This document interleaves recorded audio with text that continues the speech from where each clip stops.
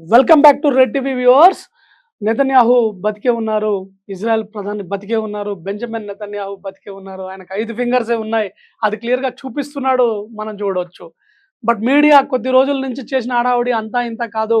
Netanyahu చనిపోయారని Iran ఒపీనియన్‌ని, Iran ఇచ్చే స్టేట్మెంట్స్‌ని బేసిక్‌గా చేసుకొని ఘోరమైన ప్రొపగండా చేశారు, ప్రచారం చేశారు. ఏదో జరిగిపోయింది, ఏదో జరిగిపోయిందని. నెతన్యాహు అంత తేలిక చనిపోయే నాయకుడు కాదు. ఎందుకంటే అతను చేసింది ఇజ్రాయెల్ కోసం జీవితకాల యుద్ధం. ఆయన జీవితాంతం యుద్ధం చేశాడు. పుట్టిన దగ్గర నుంచి ఇప్పటిదాకా యుద్ధం చేశాడు. చనిపోయే వరకు కూడా ఇజ్రాయెల్ కోసం యుద్ధం చేయాల్సిన అవసరం ఉంది. ఎందుకంటే ఆ దేశ పరిస్థితులు అలాంటివి. ఆ నాయకుడు అలాంటి వాడు. ఒక ఆపరేషన్‌లో ఇజ్రాయెల్‌కి థ్రెట్ ఉన్నప్పుడు కొన్ని డికేడ్స్ క్రితం వాళ్ళ అన్న కూడా ప్రాణాలు అర్పించి ఇజ్రాయెల్‌ని కాపాడాడు. ఆ ఆపరేషన్‌లో నెతన్యాహు పార్టిసిపేట్ చేశాడు. చావు భయం గాని, చావు భీతి గాని, చావుకి సరెండర్ అవ్వడం గాని ఇజ్రాయెల్‌కి తెలీదు. ఎందుకంటే వాళ్ళు నిత్యం చావుతో పోరాడుతూ ఉంటారు. చావుతో ఆడుకుంటూ ఉంటారని మనం చెప్పొచ్చు. ఇరాన్ సైడు ఘోరమైన డ్యామేజ్ జరిగింది. ఇరాన్ కోలుకునే పరిస్థితిలో లేదు. అయినా సరే దాన్ని ఎక్కువగా చేసి చూపియకుండా ఇజ్రాయెల్‌కు ఏదో జరిగిందని చెప్పి మీడియా ప్రచారం చేస్తుంది భయంకరంగా. కానీ ఇజ్రాయెల్‌ని ఎందుకలా చూపిస్తుందంటే, ఇజ్రాయెల్ ఇలాంటి పరిస్థితి ఎదుర్కొంటుందని మీడియా అనుకోలేదు. ప్రపంచ దేశాలు అనుకోలేదు. ఎవరు అనుకోలేదు. కాబట్టి స్పెసిఫిక్‌గా దాని మీద అంచనా ఉంది కాబట్టి, అందుకోసమే ఇజ్రాయెల్ ఇలా అయిపోయిందని చెప్పడం మనం గమనించొచ్చు. సో, ఇజ్రాయెల్‌లో జరిగిన నష్టం, ఇజ్రాయెల్‌లో చ ప్రజలు పడ్డ ఇబ్బందులు ఇరాన్‌లో 3 రెట్లు ఎక్కువ. దీంతో పోలిస్తే అందులో 3, 4 రెట్లు ఎక్కువ. అయినా సరే దాన్ని ఎక్కువగా మీడియా కవర్ చేయలేదు. ఇప్పుడు మనకొచ్చిన లేటెస్ట్ న్యూస్ ప్రకారం బెంజమిన్ నెతన్యాహు బతికే ఉన్నారు. ఏం చేయబోతున్నాడు? యుద్ధంలో అనుకోని పరిస్థితులు ఎదురైనప్పుడు సరే మనం ఎన్ని ప్లాన్లు చేసుకున్నా, ఎన్ని యుద్ధ వ్యూహాలు రాసుకున్నా, ఫీల్డ్ మీదకెళ్ళిన తర్వాత పరిస్థితులు మారినప్పుడు తప్పకుండా పరిస్థితులను బట్టి యుద్ధ వ్యూహం రాయాల్సొస్తది. ఆ వ్యూహం ప్రకారం ఇప్పుడు నెతన్యాహు ఏం చేయబోతున్నారు? ఇరాన్‌ని ఏ విధంగా మట్టి కరిపించబోతున్నారు? ఇరాన్‌ని ఏ విధంగా ఓడించబోతున్నారు? ఇరాన్‌ని చూసి ఇంకొక ఏ దేశం కూడా ఇజ్రాయెల్ వైపు చూడకుండా ఏమేం చేయబోతున్నారనేది ఒకసారి మనం మాట్లాడుకుందాం. సో, మన అంచనా ప్రకారం, అంటే మీడియా అంచనా ప్రకారం, ఇంకా దేశంలో ఉన్న ముఖ్యమైన మేధావుల అంచనాల ప్రకారం ఇజ్రాయెల్‌కి జరిగిన డ్యామేజ్‌ని పూడ్చడం పెద్ద విషయం కాదు. జియోగ్రాఫికల్‌గా చాలా తక్కువ ఉన్న దేశం. పాపులేషన్ కూడా తక్కువనే చెప్పాలి. దాన్ని రికవర్ చేసుకోవడానికి జ్యూస్ కమ్యూనిటీ, అంటే యూదుల కమ్యూనిటీ చాలా ఎక్కువ. మీకు బ్లాక్ రాక్ అనే నెట్‌వర్క్ ఉన్న కంపెనీలు గాని, అంటే ఇంటర్నేషనల్ పెద్ద పెద్ద గవర్నమెంట్ నడిపే చాటుగా నడిపే ఇన్‌స్టిట్యూషన్స్ అన్నీ వచ్చి ఫండ్స్ ఇచ్చే అవకాశం ఉంది. యూఎస్ ఫండ్స్ ఇచ్చే అవకాశం ఉంది. యూరప్ హెల్ప్ చేసే అవకాశం ఉంది.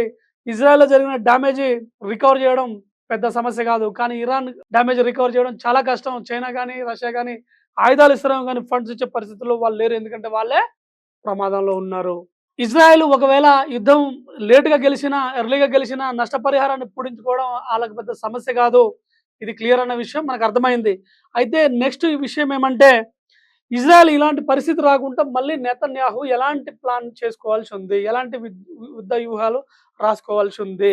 ఒకప్పుడు 9, 10 దేశాల మీద గెలిచినా ఇప్పుడున్న దేశాల పరిస్థితి యుద్ధ రీతి ఈ విధంగా లేదు. ఇది మోడర్న్ వార్‌ఫేర్.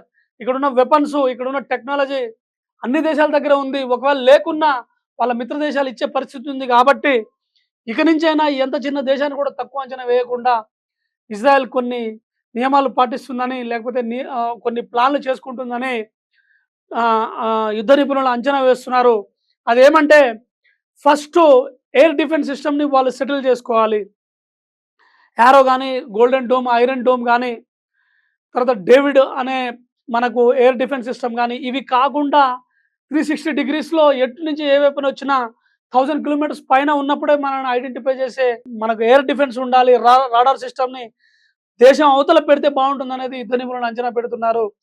దేశం అవతల కనీసం బఫర్ జోన్‌లో 50 కిలోమీటర్ల నుంచి 100 కిలోమీటర్ల మధ్యలో రాడార్స్ పెట్టి, తర్వాత రెండో అంచెలో ఇంకో రాడార్ సిస్టమ్ పెట్టి, తర్వాత ప్రభుత్వ కార్యాలయాల మీద, తర్వాత ప్రధానమంత్రి ఉన్న ప్రాంతంలో మిసైల్ ఆ దిశగా లాటిట్యూడ్‌లో కానీ, లాంగిట్యూడ్‌లో కానీ ట్రావెల్ అవుతుంటే 2000 కిలోమీటర్ల దూరంలో ఉన్నప్పుడే 2000 కిలోమీటర్ల దూరంలో ఉన్నప్పుడే దాన్ని ఐడెంటిఫై చేసి, దాన్ని ఇంటర్సెప్ట్ చేసే టెక్నాలజీని కనిపెట్టుకొని జాగ్రత్తగా ఉంటే ఇజ్రాయెల్‌కి మంచిది. లేకపోతే ఒక దేశం కాబట్టి సరిపోయింది. వాళ్ళ వెనక టెర్రరిస్టులు ఉంటే ఉండొచ్చు. ఒకేసారి ఇప్పుడున్న మోడర్న్ వార్‌ఫేర్‌లో 2, 3 దేశాలు కలిసి కొడితే కోలుకోవడం చాలా కష్టం.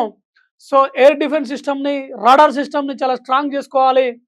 ఇంకొకటి వాళ్ళు నాటో లాంటి ఒక ఆర్మర్డ్ ట్రూప్స్‌ని ఏర్పాటు చేసుకొని పెట్టుకుంటే నెతన్యాహుకు మంచిది.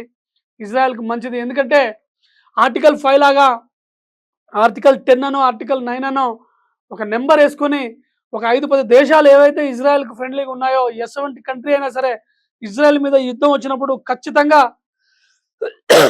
కంటిన్యూ. ఆ 5 దేశాలు డైరెక్ట్‌గా పార్టిసిపేట్ చేసేదానికి గ్రౌండ్ లెవెల్‌లో ఒక యుద్ధ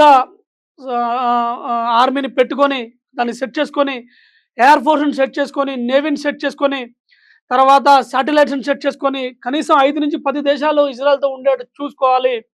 ఇజ్రాయెల్‌ని టచ్ చేస్తే అది ప్రపంచ యుద్ధం అనే పరిస్థితిలో వచ్చినట్టు ఉంటే ఇజ్రాయెల్ సేఫ్‌గా ఉంటుందని చెప్పొచ్చు. ఎందుకంటే అక్కడ ఉన్న 90 లక్షల ప్రజలు, కోటి ప్రజలు అంతకన్నా స్టాటిస్టిక్ ప్రకారం ఎక్కువ ఉన్నా ఎంతో కొంత అటు ఇటు ఉన్నా డెఫినెట్‌గా వాళ్ళ సేఫ్టీ అనేది చాలా ముఖ్యం.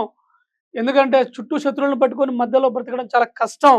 అది మనం కనిపెట్టుకొని గవర్నమెంట్ ప్లాన్ చేస్తుందని యుద్ధ నిపుణుల అంచనా. ఈవెన్ యూఎస్ గాని, యూరోప్ గాని ఇక నుంచైనా భారత్ కూడా ఇందులో భాగస్వామి అయ్యి ఇజ్రాయెల్ రక్షణ కోసము, ఇజ్రాయెల్ సేఫ్టీ కోసం ఉండాలి. మీరు అనుకోవచ్చు కొంతమంది చూసేవాళ్ళు ఇజ్రాయెల్ ఏమైనా యుద్ధాన్ని వద్దనుకోని శాంతి చేసుకునే దేశమా? ఇది యుద్ధానికి ఇదంతట ఇదే పోతుంది గదా! ఇరాన్ మీద, లెబనాన్ మీద, ఇంకా మిగతా దేశాల మీద పోతుంది గదా! అని మీరు అనొచ్చు. కానీ ఇందులో పాయింట్ ఏమంటే వాళ్ళు సర్వైవల్ కోసం అంటే బతకడం కోసం, ప్రాణం కాపాడు కోసం యుద్ధం చేసేవాళ్ళు ఏ టెర్రరిస్ట్ గ్రూప్‌ని వెనక పెట్టుకోరు. ఏదున్నా క్లియర్‌గా మాట్లాడతారు. మీరు వినాశనానికి సంబంధించిన కార్యక్రమాలు చేయొద్దు అనే ఒకే ఒక్క స్టేట్మెంట్ ఇస్తారు తప్ప, దీన్ని ఎట్టి పరిస్థితుల్లో ఇజ్రాయెల్‌ని బతకనీయకూడదని కొన్ని దేశాలు పన్నాగం పండి ఇలాంటి న్యూక్లియర్ వెపన్స్ తయారు చేయడము, దానికి వ్యతిరేకంగా పనిచేయడం వల్ల దాన్ని డిఫెన్స్ చేసుకోవడం కోసం యుద్ధం చేయాల్సొస్తుంది తప్ప, అంటే సెల్ఫ్ డిఫెన్స్ ఆత్మరక్షణ కోసం చేయాల్సొస్తుంది తప్ప, ఇజ్రాయెల్‌కు యుద్ధం అంటే ఇంట్రెస్ట్ అని పెద్దగా మనం ఒప్పుకోకుండా ఉంటే బెటరేమో. కానీ యుద్ధం వస్తే మాత్రం అరవీర భయంకరంగా చాలా గట్టిగా ఫోర్స్‌ఫుల్‌గా యుద్ధం చేస్తుందని మాత్రం మనం చెప్పొచ్చు. ఎందుకంటే గెలుపనేది ముఖ్యం. గెలుపోటములు సహజం యుద్ధంలో. కానీ అది ప్రైమరీ థింగు, కంపల్సరీ థింగ్ ఇజ్రాయెల్‌కి. ఎందుకంటే ఓడిపోతే అది బతకదు. సో దీని మీద వాళ్ళు చాలా గట్టిగా యుద్ధం చేస్తూ ఉంటారు. ఇజ్రాయెల్‌కి జరిగిన నష్టం చాలా తక్కువ. ఇరాన్‌కి జరిగింది చాలా ఎక్కువ అని చెప్పొచ్చు. మీడియా అది కూడా చేస్తుందని ఆశిద్దాం. ఫైనల్‌గా బెంజమిన్ నెతన్యాహు బతికి ఉన్నాడు. అతను ఎలాంటి సొల్యూషన్స్ ఇస్తాడో, యుద్ధానికి ఎలాంటి ముగింపు ఇస్తాడో మనం నెక్స్ట్ వీడియోలో మాట్లాడుకుందాం. Thank you. That's all for now.